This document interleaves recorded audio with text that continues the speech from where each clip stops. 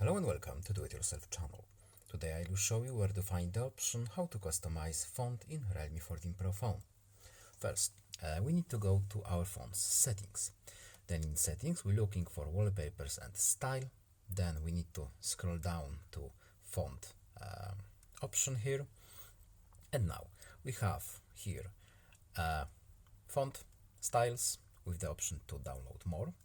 Here we have the font size. We can make it larger and we can make it smaller. Here we have the example. And here we have the font weight or thickness of the font, together with the option to enable adaptive font weight. Option on, option off, and we need to tap the apply for it to work.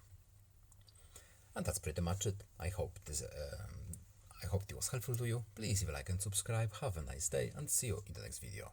Bye.